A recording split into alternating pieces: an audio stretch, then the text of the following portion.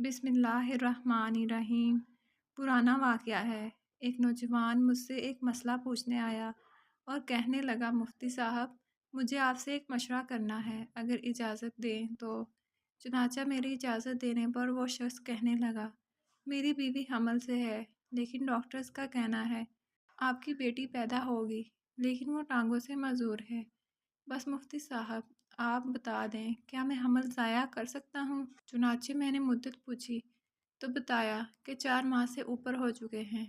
میں نے جواباً کہا کہ 4 ماہ میں تو حمل میں روح ڈال دی جاتی ہے، لہٰذا اب ایسے کرنا قتل کے حکم میں ہوگا۔ بس میرا یہ کہنا تھا کہ وہ نوجوان چھلانگ لگا کر اٹھا کہ مفتی صاحب اگر اللہ کا حکم ہے تو اب ہرگز میں ایسا نہیں کروں گا اور اللہ کے ہر فیصلہ پر راضی رہوں گا۔ میں سارا دن اس شخص کی جگہ خود کو رکھتا اور اپنا اللہ پہ توکل ٹٹولتا رہا کہ کیا اگر یہ آزمائش مجھ پر آتی تو نہ جانے کیا میں اس حکم پر عمل کر سکتا تھا۔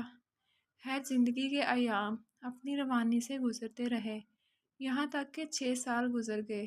چنانچہ ایک دن میں معمول کے مطابق آفس کے کاموں میں مصروف تھا کہ وہ نوجوان ایک پیاری سی گڑیا جس نے پانی کی بوتل گلے میں ڈال رکھی تھی اور پیچھے اسکول بیگ پہنا ہوا تھا، لے کر میرے آفس میں آیا۔ کہنے لگا، مفتی صاحب ایک مرتبہ آپ سے حمل گرانے سے متعلق شرعی مسئلہ پوچھا تھا، لیکن آپ نے عدم جواز بتایا تھا۔ چنانچہ میں اللہ پر بھروسہ کر کے حکم الہی پر عمل کیا، جس کا اللہ نے مجھے یہ انعام دیا کہ میری بیوی کی ساری رپورٹس غلط نکلیں اور میرے اللہ نے مجھے صحیح سلامت بیٹی سے نوازا جو آپ کے سامنے ہے۔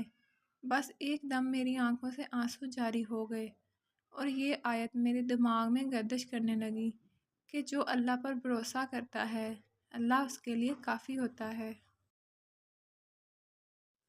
میری ویڈیو دیکھنے کے لیے شکریہ۔ اگر ویڈیو اچھی لگے تو اسے لائک کر دیں۔